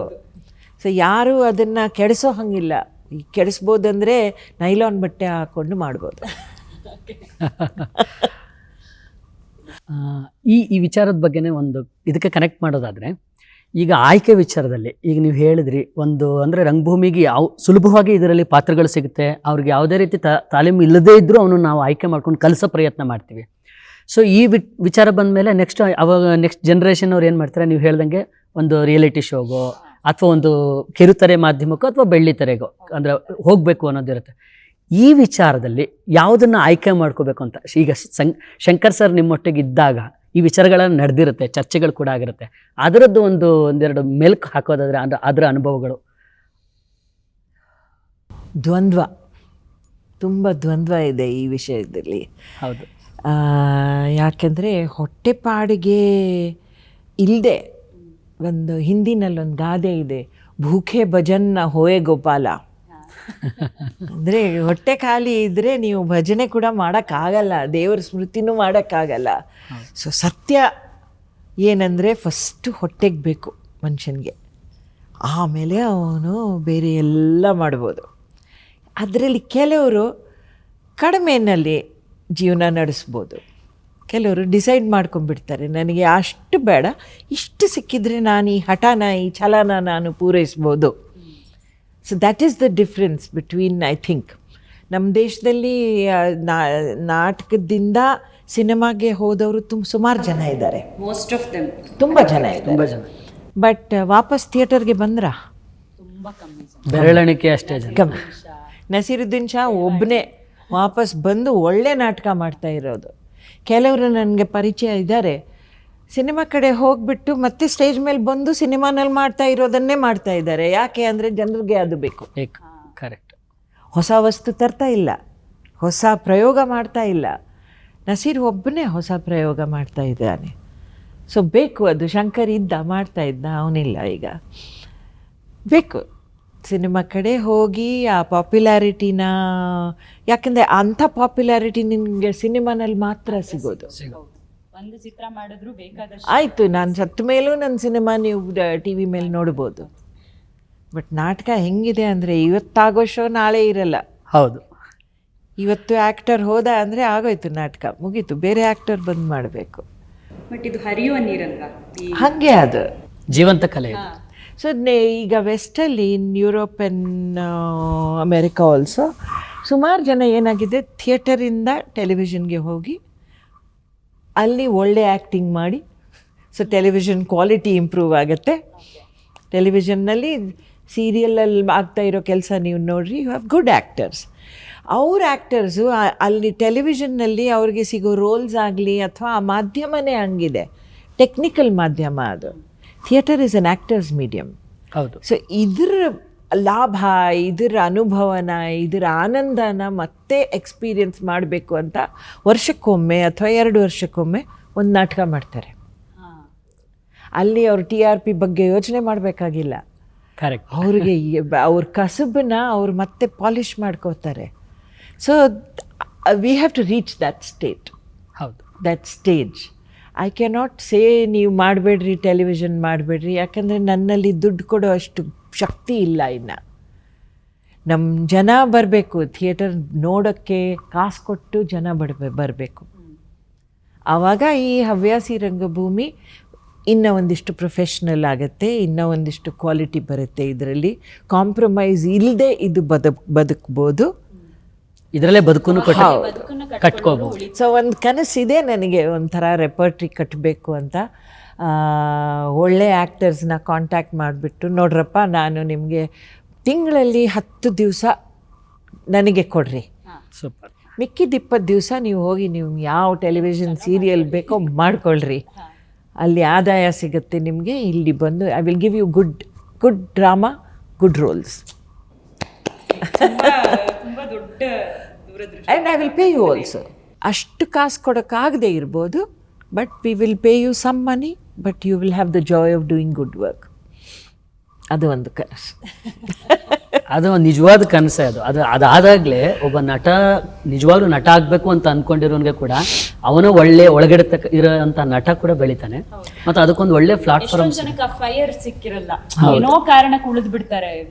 ಎಷ್ಟೋ ಜನ ಬೇರೆ ಏನೋ ವೃತ್ತಿ ಒಳಗೆ ಹೋಗ್ತಾರೆ, ಇದು ಉಳಿಯಲ್ಲ. ಆ ತರ ಸಿಕ್ಕಾಗ ಖಂಡಿತ ಇದನ್ನ ಕೇಳಿದವ್ರು ಎಷ್ಟೊಂದ್ ಜನ ಇನ್ನೂ ತರ ಎಚ್ಚೆತ್ಕೊಂಡ್ರೆ ಬಹಳಷ್ಟು ರಂಗ ಕಲಾವಿದರಿಗೆ ಜಾಗ ಸಿಗುತ್ತೆ. ಹೌದು, ಹೋಪ್ಸು ಬೇಕು. ಬಟ್ ಇನ್ನೊಂದು ನಿಜ, ನಮ್ಮ ದೇಶದಲ್ಲಿ ಅನ್ಆರ್ಗನೈಸ್ಡ್ ಸೆಕ್ಟರಲ್ಲಿ ಎಷ್ಟು ಜನ ಆರ್ಟಿಸ್ಟ್ ಇದ್ದಾರೆ. ಬೆಳಿಗ್ಗೆ ಬಸವನ ಜೊತೆ ಹೋಗ್ತಾನಲ್ಲ, ಅವನು ಆರ್ಟಿಸ್ಟ್. ಅವನು ಬರೀ ಇದು ತಾನ್ಪುರ ತಗೊಂಡು ಭಿಕ್ಷೆಗೆ ಹಾಡ್ತಾರಲ್ಲ, ಅವರು ಕೂಡ ದೇ ಆರ್ ಆಲ್ಸೋ ಆರ್ಟಿಸ್ಟ್. ಡೊಂಬರಾಟ ಮಾಡೋರು, ಮತ್ತು ಈ ಕಣಿ ಹೇಳ್ತಾರಲ್ಲ ಅವರು, they are all artists, performing artists ಅವರು. ಸೊ ಅದು ಒಂದು ಅನ್ಆರ್ಗನೈಸ್ಡ್ ಸೆಕ್ಟರ್. ಅದನ್ನು ನಾವು ಪ್ರೊಫೆಷ್ನಲ್ ಮಾಡಬೇಕೆ ಅಥವಾ ಅವ್ರಿಗೆ ಬೇರೆ ಆದಾಯ ಬರೋ ಹಾಗೆ ಇಟ್ಕೊಂಡು ಅವರು ಮತ್ತೆ ಅದನ್ನು ಕಂಟಿನ್ಯೂ ಮಾಡ್ತಾರಾ? ಹೌದು, ಗೊತ್ತಿಲ್ಲ. ಒಂದು ಸಾಂಸ್ಕೃತಿಕವಾಗಿ ಅವ್ರ ಬದುಕನ್ನು ಕಟ್ಕೊಳ್ಳೋದಕ್ಕೆ ಒಂದು ಹೋರಾಟ, ಸಾಂಸ್ಕೃತಿಕವಾದ ಹೋರಾಟಗಾರರಾಗಿ ಅವರು ನಮ್ಗಳಿಗೆ ಕಾಣಿಸ್ತಾರೆ. ಆ ಥರದ ಅದು ಏನು ಗೊತ್ತಾ, they are indicators of a very rich cultural life. ಅದು ಹೋದ ಮೇಲೆ ಗೊತ್ತಾಗೋದು, ಅಯ್ಯೋ ಇದು ಹೋಯ್ತಲ್ಲ, ಇತ್ತಲ್ಲಪ್ಪ, ನಾನು ಚಿಕ್ಕವಳಿದ್ದಾಗ ಬರ್ತಾ ಇದ್ನಲ್ಲ ಬಸವ, ಎಲ್ಲೋದ ಈಗ ಡಬ್ಬಿಲ್ ಸಿನಿಮಾ ನೋಡೋದೆಲ್ಲ ಮಿಸ್ ಆಗಿದೆಯಲ್ಲ. ಬಹುಶಃ ನಾವೆಲ್ಲೋ ಜಾತ್ರೆಯಲ್ಲಿ ನೋಡಿದ್ವಿ, ನಮ್ಮ ಮಕ್ಕಳೆಲ್ಲ ನೋಡೋದೇ ಇಲ್ಲ. ಈಗ ಅವ್ರಿಗೆ ಮೊಬೈಲ್ ಫೋನ್ನಲ್ಲೆಲ್ಲ ಸಿಗುತ್ತಲ್ಲ. ಬಹುಶಃ ತಂದೆ ತಾಯಿಯಂದ್ರು ತುಂಬ ದೊಡ್ಡ ಅಪಾಯ ಇದೆ. ಈ ನಾನು ಮಕ್ಕಳ ಬಗ್ಗೆ ಮಾತಾಡ್ತಾ ಇದ್ನಲ್ಲ, ಎಷ್ಟು ಸರ್ತಿ ನಾನು ನೋಡಿದ್ದೀನಿ ಯಂಗ್ ಏಜ್ ತಾಯಿಂದರು ಏನೋ ಅವ್ರ ಪಾಡಿಗೆ ಅವ್ರು ಮಾತಾಡ್ತಾ ಇರ್ತಾರೆ, ಫೋನ್ ಕೊಟ್ಬಿಡ್ತಾರೆ ಮಕ್ಕಳ ಕೈಯಲ್ಲಿ.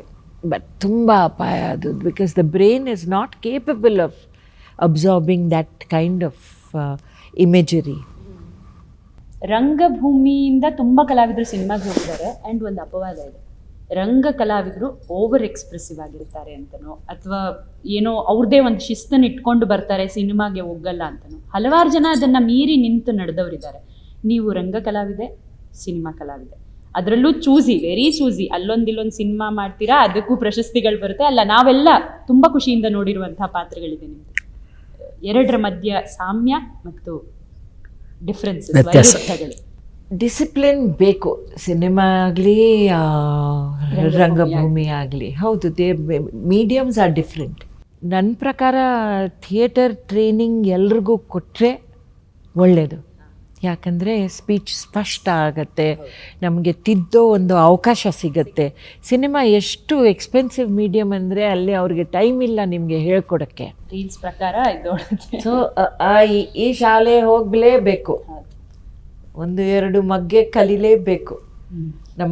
ನಮ್ಮ ಬಾಡಿ ಎಷ್ಟು ಫ್ಲೆಕ್ಸಿಬಲ್ ಇದೆ ಅಥವಾ ಫ್ಲೆಕ್ಸಿಬಲ್ ಇಲ್ಲ, ನಮ್ಮ ಮೈ ಬಗ್ಗೆ, ನಮ್ಮ ಡೆವಲಪ್ಮೆಂಟ್ ಬಗ್ಗೆ ನಮಗೆ ಅರಿವು ಬರೋದು ಥಿಯೇಟರಲ್ಲಿ.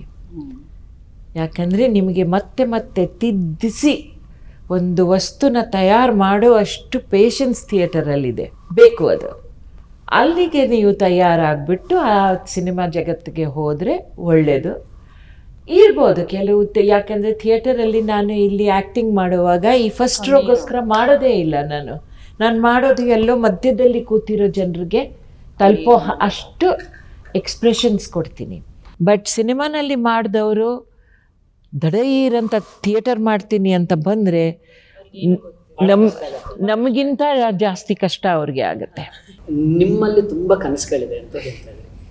ನಿಮ್ಮ ಮುಂದಿನ ಕನಸು ಇದಾಗಲೇಬೇಕು, ಇದು ನನಸಾಗಲೇಬೇಕು ಅನ್ನೋ ಲೆವೆಲ್ಲಿಗೆ ಯಾವುದೋ ಒಂದು ಇರುತ್ತೆ, ಒಂದು ತುಡಿತಾ ಇರುತ್ತೆ ಆ ಕನಸಿನ ಬಗ್ಗೆ. ಆ ಥರದ್ದು ಯಾವುದು ತುಂಬ ಮುಖ್ಯವಾದ ಒಂದು ಕನಸನ್ನ ನಮ್ಮ ಜೊತೆ ಹಂಚ್ಕೋಬೋದು? ಕನಸಿದೆ. ಯಾಕಂದರೆ ಬರೀ ಬೆಂಗಳೂರಲ್ಲಿರೋ ಜನರಿಗೆ ರಂಗಶಂಕರ ಅಂತ ಒಂದು ಥಿಯೇಟರ್ ಯಾಕೆ ಸಿಗಬೇಕು? ಇದು ರಂಗಶಂಕರ ಕನಸು ತಗೊಂಡು ನಾನು SM ಕೃಷ್ಣ ಅವ್ರ ಹತ್ರ ಹೋಗಿದ್ದೆ. ಆವಾಗ ಅವ್ರು ಚೀಫ್ ಮಿನಿಸ್ಟರ್ ಇದ್ದರು. ತುಂಬ ಚೀಫ್ ಮಿನಿಸ್ಟರ್ಗಳು ಹೆಲ್ಪ್ ಮಾಡಿದ್ದಾರೆ ಈ ರಂಗಶಂಕರಕ್ಕೆ. But SM Krishna I think was the most proactive in that time. ಅವರಿಗೆ ಹೋಗಿ 1 ಜನವರಿ 2000 ಹೋಗಿ ನಮ್ಮ ಫೈಲ್ ಕೊಟ್ಟೆ. ಸರ್, ಒಂದು ಕನಸಿದೆ ನನಗೆ, ಬೆಂಗಳೂರಿಗೆ 4 ಥಿಯೇಟರ್ಗಳು ಕಟ್ಟಬೇಕು ರಂಗಶಂಕರ ಥರ. ಈ ಫೈಲ್ ನಂದು 2 ವರ್ಷದಿಂದ ಗೌರ್ಮೆಂಟಲ್ಲಿ ಸಿಕ್ಕಾಕೊಂಡಿದೆ, ಯಾರೂ ನೋಡ್ತಾ ಇಲ್ಲ. ನಿಮಗೆ ಇದು ಬೆಂಗಳೂರಿಗೆ ಇಂಥ ಒಂದು ಸಂಸ್ಥೆ ಬೇಕು ಅಂತ ಅನಿಸಿದರೆ ಏನಾದರೂ ಮಾಡಿರಿ ಅಂತ ಅವ್ರ ಕೈಗೆ ಕೊಟ್ಬಿಟ್ಟು ಬಂದುಬಿಟ್ಟೆ. ಅವ್ರು ಓಪನ್ ಮಾಡಿಬಿಟ್ಟು ನೋಡಿದ್ದಾರೆ. ಆವಾಗ ರಂಗನಾಥ್ ಅಂತ ಇದ್ದರು ಅವ್ರ ಸೆಕ್ರೆಟ್ರಿ. ಅವ್ರಿಗೆ ಹೇಳಿದರು, this is a good project, ಇದಕ್ಕೇನಾದರೂ ಕೊಡೋಣ ಅಂತ. ಸೊ ಆ ಪ್ಲ್ಯಾನ್ನಲ್ಲಿ 4 ಥಿಯೇಟರ್ ಇದ್ವು ಬೆಂಗಳೂರಿಗೆ, ನಾರ್ತ್, ಸೌತ್, ಈಸ್ಟ್, ವೆಸ್ಟ್ ಅಂತ. ಇದು ಒಂದು ಮಾಡಿಯೇ ಸುಸ್ತಾಗಿದ್ದೀನಿ. ಆದರೆ ಈ 16 ವರ್ಷದಲ್ಲಿ what is the writing on the wall is that B ಸೆಂಟರ್ಸಲ್ಲಿ ಇಂಥ ಥಿಯೇಟರ್ಗಳು ಬೇಕು. ಬರೀ ಈಗ ಬೆಂಗಳೂರಿಗೆ ವರ್ಲ್ಡ್ ಕ್ಲಾಸ್ ಥಿಯೇಟರ್ ಬರುತ್ತೆ, ರಂಗಶಂಕರಕ್ಕೆ ಲಂಡನ್ನಿಂದ ಗ್ಲೋಬ್ ಥಿಯೇಟರಿಂದ ಬಂದು ಹ್ಯಾಮ್ಲೆಟ್ ಮಾಡ್ಕೊಂಡು ಹೋಗಿದ್ದಾರೆ. ಅವರೆಲ್ಲರೂ ನಿರ್ಧಾರ ಮಾಡಿಬಿಟ್ಟಿದ್ದಾರೆ, ನಾವು ಇಂಡಿಯಾಗೆ ಬಂದರೆ ರಂಗಶಂಕರಕ್ಕೆ ಹೋಗ್ತೀವಿ ಅಂತ. ಬಟ್ ಸಣ್ಣ ಊರಲ್ಲಿ ಇರೋ ಒಂದು ಯುವ ಜನ ಇದ್ದಾರಲ್ಲ, the youth of a small town ಅಥವಾ ಈವನ್ ಸಾಮಾನ್ಯ ಜನರು, ಅವ್ರಿಗೆ ಯಾಕೆ ಸಿಗಬಾರ್ದು? ಹೌದು. ಸೊ ಒಂದು ನೆಟ್ವರ್ಕ್ ಕಟ್ಟಬೇಕು ನಾವು. ಸಣ್ಣ ಊರುಗಳಲ್ಲಿ ಈ ಥರ ಸಿಂಪಲ್ ಬಟ್ ವೆಲ್ ಎಕ್ವಿಪ್ಡ್ ಥಿಯೇಟರ್ಗಳನ್ನು ಕಟ್ಟಬೇಕು, ಅದನ್ನು ಸರಿಯಾಗಿ ನಡೆಸಬೇಕು. ಯಾಕಂದರೆ ರಂಗಶಂಕರ ಓಪನ್ ಮಾಡಿದಾಗ ನನಗೆ ಯಾರೋ ಕೇಳಿದರು, ಇಲ್ಲಿ ಪಾರ್ಟಿ ಮಾಡ್ಬೋದಲ್ಲ, ದುಡ್ಡು ಕೊಡಿಸ್ತೀವಿ ನಿಮಗೆ, ನೀವು ಚೀಸ್ ಆ್ಯಂಡ್ ವೈನ್ ಮಾಡಿ ಫ್ಯಾಷನ್ ಶೋ ಮಾಡಿರಿ, ನಾನು ದುಡ್ಡು ಕೊಡಿಸ್ತೀನಿ ನಿಮಗೆ. ನಾನಂದು ದಯವಿಟ್ಟು ಬೇಡ, ಈ ಥಿಯೇಟರಲ್ಲಿ ನನ್ನ ಮಗಳ ಮದುವೆ ಕೂಡ ಆಗೋದಿಲ್ಲ, ಇದನ್ನು ಶೂಟಿಂಗ್ಗೆ ಕೊಡೋದಿಲ್ಲ ನಾವು. ಶಂಕರ್ನಾಗ್ ಮೇಲೆ ನೀವು ಸಿನಿಮಾ ಮಾಡಿದ್ರು ನಾವು ಇದಕ್ಕೆ ಶೂಟಿಂಗ್ಗೆ ಕೊಡೋದಿಲ್ಲ. ಸೊ ಕೆಲವು ಬೇಸಿಕ್ ಪ್ರಿನ್ಸಿಪಲ್ಸ್ನ ಇಟ್ಕೊಂಡು ಮುಂದಿನ ಪೀಳಿಗೆಗೆ ನೀವು you can give it as a ಕೊಡುಗೆ. ಈ ಥಿಯೇಟರ್ನ ನನ್ನ ಮಗಳಿಗೆ ಹೋಗೋದಿಲ್ಲ, ಈ ಥಿಯೇಟರ್ ಇದು ಟ್ರಸ್ಟ್, ಇದು ಟ್ರಸ್ಟ್, ಇದು ಬೆಂಗಳೂರಿಗಾಗಿ, ಕನ್ನಡ ರಂಗಭೂಮಿಗಾಗಿ, ಭಾರತದ ರಂಗಭೂಮಿಗೋಸ್ಕರ ಕಟ್ಟಿರೋ ಅಂಥ ಒಂದು ಜಾಗ. ಸೊ ಇದು ಫ್ಯಾಕ್ಟ್ರಿ ಅಲ್ಲ. ಅದನ್ನು ಅರ್ಥ ಮಾಡಿಕೊಂಡ್ರೆ ಜನ ಕಟ್ಬೋದು, ಖಂಡಿತ ಕಟ್ಬೋದು. ಆ್ಯಂಡ್ ಬೇಕು. ಒಂದು ಸಣ್ಣ ಊರಲ್ಲಿ, ಅಂದರೆ ದಾವಣಗೆರೆ ಸಣ್ಣ ಊರಲ್ಲ, ಬಟ್ ದಾವಣಗೆರೆಯಲ್ಲಿ ರಂಗಶಂಕರ ಯಾಕಿಲ್ಲ? ಹೌದು ಅಲ್ವಾ? ಈಗ ಗುಜರಾತ್ ಆಗಲಿ, ರಾಜಸ್ಥಾನ್ ಆಗಲಿ, ಕೋಟಾ ಅಂತ ಒಂದು ಊರು, ಎಲ್ಲ IAS ಕ್ಲಾಸಸ್ ಅಲ್ಲೇ ನಡೆಸ್ತಾರಲ್ಲ. ಆದರೆ ನಿಮ್ಮ ಮುಂದಿನ ಪೀಳಿಗೆ IAS ಆಫೀಸರ್ಸ್ಗೆ ನಾಟಕ ತೋರಿಸೋ ಅಂತ ಒಂದು ಜಾಗನೇ ಇಲ್ಲ ಅಲ್ಲಿ. ಕಲ್ಚರ್ನ ನಾವು ಎಜುಕೇಷನ್ನಲ್ಲಿ ಸೀರಿಯಸ್ಲಿ ಸೇರಿಸ್ಕೋಬೇಕು. ಆವಾಗಲೇ ಪ್ರತಿಯೊಂದು ಮಗುಗೆ, ಅಂದರೆ ಬರೀ ನನ್ನ ಕಾಸಿರೋ ಮಕ್ಕಳು ಸ್ಟ್ಯಾನ್ಫರ್ಡು ಆಕ್ಸ್ಫರ್ಡ್ಗೆ ಹೋಗ್ತಾರೆ, ಅದೇ ಕ್ವಾಲಿಟಿ ಆರ್ಟ್ ಅವ್ರಿಗೆ ಇಲ್ಲಿ ನಾವು ತೋರಿಸ್ಬೋದಲ್ಲ. ಹೌದು. ಸೊ ದ್ಯಾಟ್ ಈಸ್, ಅದು ಒಂದು ಕನಸು. ಅಮ್ಮ, ದೂರದರ್ಶನ ಬಂದಾಗ ರಂಗಭೂಮಿ ಎಂಡಾಗ್ಬಿಡುತ್ತೆ, ಭರತನಾಟ್ಯ ಕಲೆ ಹೋಗ್ಬಿಡುತ್ತೆ ಅನ್ನುವಂಥ ಒಂದಿಷ್ಟು ಚರ್ಚೆಗಳು ನಡೀತು. ಯಾಕಂದ್ರೆ ದೂರದರ್ಶನ ಒಂದು ಚಿಕ್ಕ ಮಾಧ್ಯಮ, ಎಲ್ಲ ಅದ್ರೊಳಗೆ ಹೋಗ್ತಾರೆ. ದೂರದರ್ಶನ ಆದ್ಮೇಲೆ ಸಿನಿಮಾಗಳು ಬಂದವು, ಸಿನಿಮಾಗಳಾದ್ಮೇಲೆ OTT ಪ್ಲಾಟ್ಫಾರ್ಮ್ ತನಕ ಬಂದಿದ್ದೀವಿ, ಎಲ್ಲ ಸೋಷಿಯಲ್ ಮೀಡಿಯಾನಲ್ಲಿ ಕವಿಗಳಾಗಿದ್ದಾರೆ, ಕಲಾವಿದರಾಗಿದ್ದಾರೆ, ಎಲ್ಲ ಆಗ್ಬಿಟ್ಟಿದ್ದಾರೆ. ಆದರೆ ಕೊನೆಗೂ ಅಲ್ಲಿ ಬರ್ತಿರೋರು ಯಾರು? ಇದೇ ರಂಗ ಕಲಾವಿದರು, ಇದೇ ನೃತ್ಯ ಕಲಾವಿದರು, ಇದೇ ಸಂಗೀತ ಕಲಾವಿದರು. ರಂಗಭೂಮಿಯ ಉಳಿವು ಎಲ್ಲಿದೆ? ಉಳಿವು ಈಸ್ ಇನ್ ಅದರ ವಸ್ತುವಿನಲ್ಲಿದೆ, ಅದರ ಪ್ರಕ್ರಿಯೆನಲ್ಲಿಲ್ಲ. ಅದರ ವಸ್ತು ಯಾವ ವಿಷಯದ ಬಗ್ಗೆ ಮಾತನಾಡೋ ಧೈರ್ಯ ಇಟ್ಕೊಳ್ಳುತ್ತೋ ಅದು ರಂಗಭೂಮಿಯ ಗೆಲುವು. ಒಂದು ದೇಶ ತಪ್ಪು ದಿಕ್ಕಿನಲ್ಲಿ ಹೋಗ್ತಿರ್ಬೇಕಾದ್ರೆ ನಿಮ್ಮ ರಂಗಭೂಮಿ ಯಾವ ದಿಕ್ಕಿನಲ್ಲಿ ಸಂಕೇತ ತೋರಿಸ್ತಾ ಇದೆ ಮುಖ್ಯ. ಅದು ಅಂದರೆ ನಿಮ್ಮ ದೇಶದಲ್ಲಿರೋ ವಿಚಾರವಂತರು, ಇಂಟೆಲೆಕ್ಚುಯಲ್ಸು ಯಾವ ಥರ ಯೋಚನೆ ಮಾಡ್ತಾ ಇದ್ದಾರೆ, ಅದು ರಿಫ್ಲೆಕ್ಟ್ ಆಗಬೇಕು ನಿಮ್ಮ ಲಿಟ್ರೇಚರ್ನಲ್ಲಿ, ನಿಮ್ಮ ರಂಗಭೂಮಿಯಲ್ಲಿ. ಯಾಕಂದರೆ ಇಲ್ಲಿ money is not the only deciding factor. ಯಾರೋ ಒಬ್ಬರು ಇಂಡಸ್ಟ್ರಿಯಲ್ ಕೊಟ್ಟಿರೋ ಅಂಥ ಹಣ, ಇಂಡಸ್ಟ್ರಿಯಲಿಸ್ಟ್ ಕೊಟ್ಟಿರೋ ಅಂಥ ಹಣ, ಅಥವಾ ಯಾವುದೋ ಗೌರ್ಮೆಂಟ್ ಸ್ಕೀಮಲ್ಲಿ ಬಂದಿರೋ ಹಣ, ಅದು ಡಿಸೈಡ್ ಮಾಡ್ತಾ ಇಲ್ಲ ಈ ರಂಗಭೂಮಿ ಮೇಲೆ ಆಗ್ತಾ ಇರೋ ವಸ್ತುನ. ಅರ್ಥ ಆಯ್ತಾ? ಸೊ ಇದು ತುಂಬ ಸೂಕ್ಷ್ಮ ವಿಚಾರ ಇದು. ಅದನ್ನು ನಾವು ಅರ್ಥ ಮಾಡಿಕೊಂಡ್ರೆ ರಂಗಭೂಮಿಲಿರೋ ಪವರ್ನ ಅರ್ಥ ಮಾಡ್ಕೋತೀವಿ. ಇವತ್ತು ನನಗೆ ನಾನು ಮಾತನಾಡಬೇಕಾಗಿರೋ ಅಂಥ ವಿಷಯ ಮಾತಾಡೋ ಅಷ್ಟು ಧೈರ್ಯ ಇದೆ. ಯಾಕಂದರೆ I am not sold to any power politics. ತುಂಬ ಸ್ವಚ್ಛ ಮನಸ್ಸಿಂದ ನಾನು ಇದನ್ನು ಕಟ್ಟಿದ್ದೀನಿ, ತುಂಬ ಸ್ವಚ್ಛ ಮನಸ್ಸಿಂದ ಇದರ ಸೇವೆ ಮಾಡ್ತಾಯಿದ್ದೀನಿ. ಈ ಕಲೆಯ ಸೇವೆ ಅಂದರೆ ರಂಗಭೂಮಿ ಸೇವೆ. ನಾನು ಒಬ್ಬಳೇ ಅಲ್ಲ, ಇದರಲ್ಲಿ ನಮ್ಮ ರಂಗಭೂಮಿಲಿ ತೊಡಗಿರೋ ಅಂಥ ಧೈರ್ಯ ಮಾಡಿರೋ ಅಂಥ ಎಲ್ಲ ಕಲಾವಿದರು, ನಾನಂದರೆ ಅವರೆಲ್ಲರೂ. ಸೊ ಕಾಂಪ್ರಮೈಸ್ ಮಾಡದೇ ಇರೋ ಅಂಥ ಜನ. ರಂಗಭೂಮಿ ಅಂದ್ರೆ ಒಂದು ಶಿಸ್ತು, ಒಂದು ಸಮಯ ಪ್ರಜ್ಞೆ. ರಂಗಭೂಮಿ ಅಂದ್ರೆ ಕಲೆ, ರಂಗಭೂಮಿ ಅಂದ್ರೆ ಜೀವನ. ನಿಮಗೇನಮ್ಮ ರಂಗಭೂಮಿ ಅಂದ್ರೆ? ಬೇರೆ ಏನು ಬರಲ್ಲ ನನಗೆ. ಅಡುಗೆ ಮಾಡೋಕ್ಕೆ ಬರುತ್ತೆ, ಗಾಡಿ ಓಡ್ಸೋಕ್ಕೆ ಬರುತ್ತೆ. ನಿಮ್ಮ ಮನೇಲಿ ಬೇರೆ ಕೆಲಸ ಇಲ್ಲ ಅಂದರೆ ಡ್ರೈವರ್ ಕೆಲಸ ಮಾಡಬಲ್ಲೆ, ಅಡುಗೆ ಕೆಲಸ ಮಾಡಬಲ್ಲೆ. ಹಾಡೋಕ್ಕೆ ಬರಲ್ಲ, ಡಾನ್ಸ್ ಬರಲ್ಲ. So what can I do? Theatre ಒಂದೇ ಬರೋದು ನನಗೆ. ಇಲ್ಲಿ ನಾನು ಬ್ಯಾಕ್ ಸ್ಟೇಜ್ ಮಾಡ್ತೀನಿ, ನಿಮ್ಮ ಬಟ್ಟೆ ಇಸ್ತ್ರಿ ಮಾಡ್ತೀನಿ, ನೋಡ್ತೀನಿ ನಾಟಕ. ಒಳ್ಳೆ ಪ್ರೇಕ್ಷಕನಾಗಿ ನಾನು ನೋಡಬಲ್ಲೆ, ಸಹೃದಯಿ ಪ್ರೇಕ್ಷಕನಾಗಿ ನೋಡಬಲ್ಲೆ. ಸೊ ಇದೇ ನನ್ನ ಜೀವನ ಅಂತ ಹೇಳೋಕ್ಕೂ ಆಗಲ್ಲ. ಇದು ನನಗೆ ಎಲ್ಲ ಕೊಟ್ಟಿರೋ ಅಂಥ ಒಂದು ಕಲೆ, ನನಗೆ ನನ್ನ ಬಗ್ಗೆ ಅರಿವು ಕೊಟ್ಟಿರೋ ಅಂಥ ಕಲೆ, ನನ್ನ ಲೈಫಲ್ಲಿ ಎಲ್ಲ ಸೋತು ಹೋದಾಗ ಶಕ್ತಿ ಕೊಟ್ಟಿರೋ ಅಂಥ ಒಂದು ಕಲೆ, ನನ್ನ ಜೀವನಕ್ಕೆ ಒಂದು ಅರ್ಥ ಕೊಟ್ಟಿರೋ ಒಂದು ಕಲೆ. ನನ್ನ ಒಬ್ಬಳಿಗೆ ಅಲ್ಲ, ಎಷ್ಟೋ ಜನರನ್ನು ನನ್ನ ಜೊತೆ ಕರ್ಕೊಂಡು ಹೋಗುವಂಥ ಶಕ್ತಿ ಕೊಟ್ಟಿರೋ ಕಲೆ. So it is very difficult to define. ಮಂತಸತ್ವವೇ ಬಹುಶಃ ರಂಗಭೂಮಿಯಾಗಿ ಸಾಧ್ಯ ಮಾಡಿದೆ. So it is not as though ನಾನು ನನ್ನ ಜೀವನನ ಇದಕ್ಕೆ ಕೊಟ್ಟು ಬಿಟ್ಟಿದ್ದೀನಿ, ಅಲ್ಲ, ಅದಷ್ಟು ಕೊಟ್ಟಿದೆ ನನಗೆ. It has given meaning. And ಒಂದು ಕಲ್ತಿದ್ದೀನಿ, ಹೌದು, ಇದು ಕೊಟ್ಟಷ್ಟು ಅದು ದುಪ್ಪಟ್ಟು ಕೊಡುತ್ತೆ. ನಾವು expectation ಇಡದೆ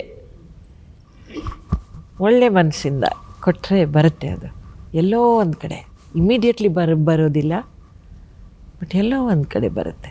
goodness is like that, I think. ಇನ್ನೊಂದೇ ಒಂದು ನನ್ನ ಕಡೆಯಿಂದ ಇಷ್ಟೆಲ್ಲ ಹೇಳಿದ ಉದ್ದೇಶ ಕೊನೆಗೆ ಒಂದು ಶಿಸ್ತು ಅನ್ನೋದು ಇದ್ದರೆ ಮಾತ್ರ ಇವೆಲ್ಲವನ್ನು ನಮ್ಮದಾಗಿಸ್ಕೊಳ್ಳೋದಕ್ಕೆ ಸಾಧ್ಯ ಆಗುತ್ತೆ. ಶಿಸ್ತಿಲ್ಲ ಅಂದರೆ ರಂಗಭೂಮಿ ಕೂಡ ಹೊರಗಾಕ್ಬಿಡುತ್ತೆ ಅಂತ. ಸೊ ಇವತ್ತಿನ ಯಂಗ್ಸ್ಟರ್ಸ್ ಡೈರೆಕ್ಟರ್ಸ್ಗಳು ತುಂಬ ಜನ ಬರ್ತಾಯಿದ್ದಾರೆ, ಮತ್ತು ಕಲಾವಿದರು, ಯುವ ಕಲಾವಿದರುಗಳು ತುಂಬ ಜನ ಬರ್ತಾಯಿದ್ದಾರೆ. ಶಿಸ್ತಿನ ಬಗ್ಗೆ ಅವ್ರಿಗೆ ನೀವು ಕೆಲವೊಂದು ಟಿಪ್ಸ್ ಕೊಡೋದಾದ್ರೆ? ಸ್ಪೆಷಲಿ ರಂಗಶಿಸ್ತು ಜೀವನವನ್ನೇ ಕಲಿಸ್ಕೊಡುತ್ತೆ. ಈಗ ನಾವು ರಂಗಭೂಮಿ ಕಲಾವಿದರಾಗಿ ಬಂದು ನಮ್ಗೊಂದು ಎಲ್ಲೋ ಬೇರೆ ರೀತಿಯ ಬದುಕು ಕಟ್ಟಿದೀವಿ ಅಂದ್ರೆ ಅದು ಆ ರಂಗಶಿಸ್ತೆ. ವಿ ಓವ್ ಎವ್ರಿಥಿಂಗ್ ಟು ರಂಗಭೂಮಿ. ಸೊ ತಂದೆ ತಾಯಿ ಹೇಳ್ಕೊಡಕ್ಕಾಗದೆ ಇರುವಂಥ ಶಿಸ್ತು ಇದು ಹೇಳ್ಕೊಡುತ್ತೆ. ಹಾಗಾಗಿ ನೀವು ಅವ್ರಿಗೇನು ಟಿಪ್ಸ್ ಕೊಡಿ? ನೀವು ಟೈಮ್ಗೆ ರಿಹರ್ಸಲ್ಗೆ ಹೋಗಬೇಕು, ನಿಮ್ಮ ಸ್ಕ್ರಿಪ್ಟನ್ನ ಸರಿಯಾಗಿ ಓದಬೇಕು, 10, 20, 40 ಸತಿ ಓದಬೇಕು, ಅದರಲ್ಲಿ ಅಡಗಿರೋ ಅರ್ಥಗಳನ್ನು ಕಂಡುಹಿಡಿಬೇಕು. ಆವಾಗ ನಿಮ್ಮ ಬುದ್ಧಿ ಬೆಳವಣಿಗೆ ಆಗೋದು. ಕೆಲವರು ಬರೀ ಲೈನ್ಸ್ ಓದ್ತಾರೆ, ಚಿಕ್ಕ ವಯಸ್ಸಿರುತ್ತೆ, ಬಾಯ್ಪಾಟ್ ಬೇಗ ಆಗಿಬಿಡುತ್ತೆ, ಬಂದು ಅದನ್ನು ವಾಮಿಟ್ ಮಾಡಿಬಿಡೋದು, ಸ್ಟೇಜ್ ಮೇಲೆ ಹೊರಟೋಗೋದು. ಶೋ ಆಯ್ತಪ್ಪ, ಜನ ಚಪ್ಪಾಳೆ ಹೊಡೆದ್ರಪ್ಪ, ಆಯಿತು. ಇನ್ನು ಬೆಳವಣಿಗೆ ಆಗಬೇಕಂದ್ರೆ ಅದನ್ನು ಓದಿ ಓದಿ ಓದಿ ಅದರಲ್ಲಿ ಅಡಗಿರುವಂಥ ಅರ್ಥ ಮಾಡ್ಕೋಬೇಕು. ಜಗತ್ತಲ್ಲಿ ಏನು ನಡೀತಾ ಇದೆ ಅಂತ ಅರ್ಥ ಮಾಡ್ಕೋಬೇಕು. What is the politics of the world? ನಮ್ಮಲ್ಲಿ ಏನೇನೂ ಅರ್ಥ ಮಾಡ್ಕೊಂಡಿಲ್ಲ ಈಗ ಜನ. ಒಂದು ಕಾಲದಲ್ಲಿ we had people who were guiding us.